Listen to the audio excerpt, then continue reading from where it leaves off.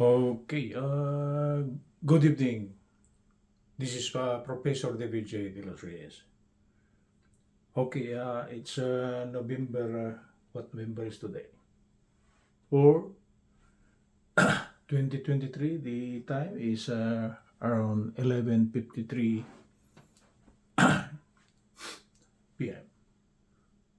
Okay, my topic for tonight will be the continuation of my long video format discussion trigonometry. So for those of you who are taking up trigonometry or are planning to take up engineering, this is for you guys. Okay, let's proceed. This is a continuation of my long video format discussion. This is trigonometry and this is now lesson number 17. We are running smooth. Okay.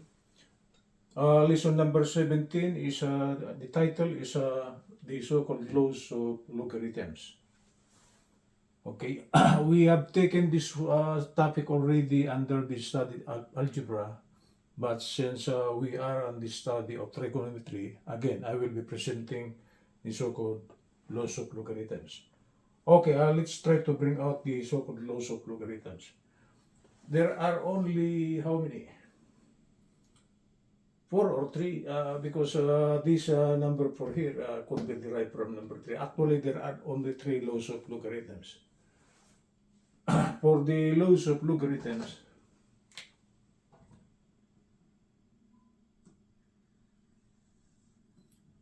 I will present number 1, laws of logarithms. I will try to read this one, and this is the proper way on how to read this one. The logarithm of the product xy. The base is a. This should be equal to the logarithm of x with the base of a plus the logarithm of y with the base of a. So if this is a multiplication, if the operation is multiplication, the right hand side should be addition. Okay? That is, if you are taking the logarithm of a product, it should be the sum of the logarithms. That is on the right hand side. This is product, so on the right hand side, it should be the operation addition. It will be the single logarithm of each term here, okay, but the operation should be addition. Number 2, the logarithm of the, we are now given a quotient, ratio or fraction. The ratio x over y and the base of the logarithm of a. If we try to take the equivalent of this one, it should be the logarithm of x with the base of a minus the logarithm of y with the base of a. So in here, if the operation on the left hand side is division or ratio, okay, the resulting operation on the right hand side should be subtraction. Oh, it's easy to remember. Product, it should be the sum if we take the logarithm on the right hand side. If it's division, the logarithm should be subtraction, the operation should be subtraction if we are on the right hand side. It will be the single equivalent logarithm of each term, but the operation should be subtraction. Number 3, this is the so-called exponential, the logarithm of any exponential function or exponential term. That is the logarithm of x raised to n with the base of a. If we try to simplify this one, it should be equal to n, the logarithm of x with the base of a. This will help us a lot. If the left hand side is under exponent, okay, on the right hand side, we could bring down the exponent. It can go here. So it is much simpler. It is much simpler for the right hand side because according to the laws of logarithm, if it's an exponent, this can be written as simply the exponent times the logarithm of x with the base of a. Bring down. Right? So for exponent, the right hand side, the exponent, we could bring it down. This should be n, the logarithm of x with the base of a. Or number 4. Number 4. The logarithm of the ratio, okay, of 1 over x. We are now given a number 1 here with the base of a. If we try to take the equivalent of this, it should be the logarithm of x with the base of a. For me, I want to place a quantity sign over here. Okay? This should be the proper way. This negative sign here refers to the total logarithm of x with the base of a. So open quantity, close quantity. Actually, this one here was derived from the, what do you call this, from number 2. From number 2, okay, it will be the logarithm of 1 with the base of a using laws of logarithm number 2, the logarithm of equation, minus the logarithm of x with the base of a. But if we try to simplify this one, the logarithm of 1 with the base of a, okay, I will be presenting this one, where is it? This one. That is the properties of logarithm. The logarithm of 1 is 0 because the logarithm of 1 with respect to any base, this is actually 0. Before we could simplify this one, we should know this one, right? And this one will become 0. So this will now be a 0 minus the logarithm of x with the base of a. But this is now 0. So it will become negative the logarithm of x with the base of a. I will place a quantity here. Okay? So this one here emanates from the laws of logarithm number 2.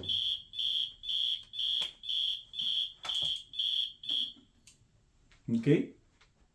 So actually there are only 3 laws of logarithm. The logarithm of a product, logarithm of the ratio, the logarithm of an exponent. The fourth one, this could be derived by using logarithm number 2, logarithm laws number 2. That is under laws of exponent. But this should be a special case. So there come a time that you will be taking the logarithm of 1 over a certain term. Just go directly to this. If you don't want to go directly to this, you could use number 2. And still you could derive that the logarithm of 1 over x with the base of a is negative open quantity, the logarithm of x with the base of a. But in here, you should know that the logarithm of 1 with the base of a is equal to 0. It is by using this.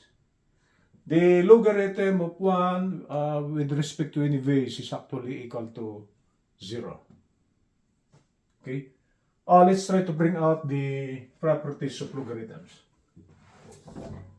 At least we now know this one.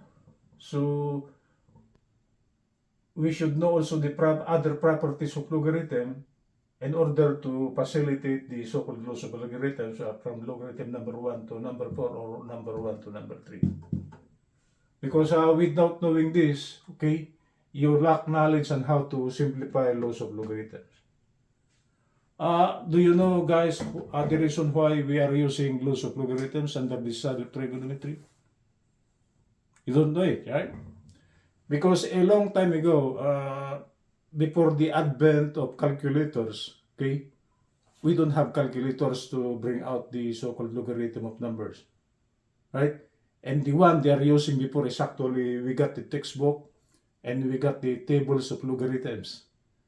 So actually, for us to bring out the logarithm of a number before, we use the table of logarithms. But now, since they invented the calculator, actually you could punch anything on the calculator and it's the logarithm will come out if it's a positive number of it, but if it's negative, that's another thing, right? So the main reason why we use laws of logarithm before is actually the solutions of triangles before is actually by using laws of logarithms. And we don't have the calculator yet before. So we use the table of logarithms. That's the reason why we use this one. That's why they brought out the laws of logarithm. Because laws of logarithm now, it seems it's obsolete now. Why? Because actually you could take the product of any two numbers without taking the logarithm. You just punch that in your calculator and you could take the product of two numbers without resorting to logarithm. So the main reason why we use logarithm before is we don't have any calculator before. But now, with the advent of YouTube, okay, there are so many problems on the loss exponents in which are coming out. Just to test your knowledge on how sharp maybe your mind is in the so-called simplification of the laws of logarithm. Okay, let's proceed with the properties of logarithm. Number one, a negative number has no real logarithm.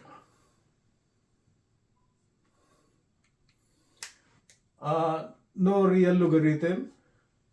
The meaning of that, it does not exist. It does not exist. Any number, as long as it is a negative number, okay, there's no real logarithm. Like number 2 here, negative 2. If we try to take the logarithm of this, supposing common logarithm, what did the calculator say? Error. The calculator could not bring out the logarithm of a negative 2. It does not exist. Okay? For as long as the number is negative, the calculator could not compute the logarithm of that one. Or in short, it does not exist. Okay? It does not exist. That's it. So don't ever try taking the logarithm of any negative number by using your calculator or even your computer. It does not exist. Okay? That's the reason why. But we should know this one, right? We are studying mathematics and we should know the properties of mathematics are like logarithm, right? Number 2. The logarithm of 1 is 0. This is very easy to, what do you call this, to prove this one. If I will try to prove this one, the logarithm of 1 with the base of a is equal to 0. Because according to the definition of logarithm, this is the logarithm, right? And the definition of a logarithm is that if we take the base, we place as an exponent the logarithm of that number, what comes out should be the number, because the logarithm of 1 with the base of a is equal to 0, since a to 0 is equal to 1. Okay? For both the common logarithm and natural logarithm, okay, 1. You take the common logarithm of that one, it is 0. Right? Again, if we press 1, we'll use the base e, 2.718283, something like that. We take the natural logarithm is still 0. So for property number 2, the logarithm of 1 is 0. Okay? If the base is equal to 10, the logarithm is still 0. If the base is equal to e, the logarithm is still 0. So we should know this one by heart. Even though you are sleeping, maybe you are eating or you are swimming, you should know, you place it in your mind that the logarithm of 1 is 0, whether the base is 10 or the base is e or any base in that matter. Okay, the logarithm of 1 is 0 with respect to any base. Base 10, like what I said, I proved here, press 1, common logarithm is 0. Press 1, natural logarithm is still 0. So, property number 2, the logarithm of 1 is 0. We should know this by heart. Okay? The logarithm of the base of the logarithm is 1. Okay? It's like this. The logarithm of the base, okay, the base here is a, right? And if we try to take the logarithm of the base, according to property number 3, the logarithm of a with the base a should be equal to 1. Why? Because a to the first power is equal to a. This is the definition of a logarithm. This is the logarithm, right? And if we take the base, and the base will be raised to an exponent equal to that logarithm, what should come out will still be the number, okay? So the logarithm of a with the base of a is equal to 1 since a to the first is equal to a. That's it. Oh, it's just like if the base is 10, okay? If we try to take the logarithm, common logarithm of this, it will come out 1. Okay? Is 1. Okay? That's the meaning of this. Supposing the base is e. What is e? 1 second function e to the x. E to the x. Okay, this is the base e. 2.718, 281,828. Okay? If we try to take the natural logarithm of this, okay, what comes out is still 1. Okay? So the logarithm of the base is 1. For the common logarithm of this one, if we try to take the common logarithm of this 10 here, it should be equal to 1. And if we try to take the natural logarithm of e, this will still be equal to 1. Okay? So you should know this one by heart. The common logarithm of 10 with the base of 10 is 1, and the natural log of e with the base of e is still 1. That's it. Okay? That's it. Okay? The logarithm of 10 with the base of 10 is equal to 1. That's according to this. And the natural logarithm of e with the base e is equal to 1. Okay? This is for common logarithm. This is for natural logarithm. That's the meaning of this. The logarithm of the base is 1. Okay? The logarithm of 10 with the base of 10 is 1. Since 10 to the 1 is equal to 10. Right? And for this one here, e to the 1 is just equal to e. Right? Okay, you got it? It does not exist. This is 0. This should be unity for both the common log and natural log. And number 4, the logarithm of 0 is negative infinity. It's hard to explain this one, but I could show you that these properties of logarithm number 4 is will approach negative infinity. Negative infinity meaning infinity is a very big number, but since it's negative, the meaning of it should be a very, very, very, very small number. So meaning to say, as the number approaches 0, the logarithm should approach a very, very, very, very small number, or in short, it will approach negative infinity. Or like this one here. I will give you 4 examples here. We'll think of a number that is very near 0. 0.000145. 3 zeros with respect to the decimal, then 145. Okay? I am not saying this is very near 0 because there are so many numbers which is more nearer than this to 0. But just for illustration, okay, I will place a number here, 0.00145. Okay, let's try to take the logarithm of this one. If you try to take the logarithm of this one, the logarithm should be a negative value. There is a negative sign. It exists, but the sign is negative. So the meaning of this negative is very small. The significance of negative is very small, right? If it's plus, it's a big, right?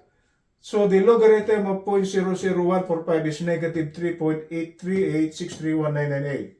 Supposing we'll decrease this number 1 here, going to approaching 0. So we will add up one more zero here. 0.000, 4 zeros, then 145. This number here is lesser than this, and this number is approaching zero, right? It's not yet zero, but it's approaching zero. And if we try to take the logarithm of this one by using the calculator, okay, it exists, but the sign is still a negative number, negative. And what's the significance of this negative here? Very small number. Supposing we'll decrease this one by one digit more. 0.000145, 5 zeros. Okay? So this one is smaller than this, and this one is very much nearer to zero, right? And if we try to take the logarithm of this one, it should be the value is negative 5.838631998. Okay? The only difference this one on the logarithm, the mantis are all the same. The characteristic, like I mentioned, this should be negative 3, this is negative 4, this is negative 5. And the significance of this negative sign here is it approaches, it's becoming smaller because it's negative. Right? So meaning to say, as the number approaches zero, the logarithm is actually increasingly becoming, what do you call this, becoming a negative value, right? And the significance of that negative value is actually negative infinity. So as we reach the value zero, I don't think we could reach the value zero. As the value, as the number approaches zero, okay, the value should be a negative infinity. The logarithm should be a very, very, very, very small number, and in short, it's negative infinity. Okay? You can take the logarithm of a number less than 1, but the problem is, it's a negative value, and the significance of that negative value, okay, it's approaching negative infinity. Oh, that's the simplest explanation of the logarithm of 0 is negative infinity. Or it's not actually is negative infinity. It will approach negative infinity. We do not know that negative number, that very small number. Because as a number approaches 0, what number is the least number before it becomes 0? We don't know it. Right? So the safest way to put this one here, the logarithm of 0, okay? As the number approaches 0, the logarithm should approach negative infinity. It will become a very, very, very small number. Okay, that's it, guys. That's the laws of logarithms and the properties of logarithms. And it's a must that we should know all of this one, okay, before we could tackle any problem involving laws of logarithms. Like what I said, they invented the laws of logarithms before because no calculator yet by the early times, right? So in the solution of right triangles, instead of using the calculator, we could not even use the slide rule. There is no, what you call this, logarithm there. There is a logarithm, but the significant figures will be, it's not so much. So the accuracy of the solution will not be so good. So the main reason why they invented the laws of logarithm is in the solution of triangle problems before, we use the so-called tables of logarithms. Unlike now, we got the calculator, so we could punch any number and we could take the logarithm, right? Like the product 2 times 6 before, instead of using the calculator, they use the laws of logarithm to find the product of 2 times 6. But now you just punch 2 and 6, it will come out as 12. Okay, this is Professor David J. De Los Reyes from Los Angeles. It's already good morning.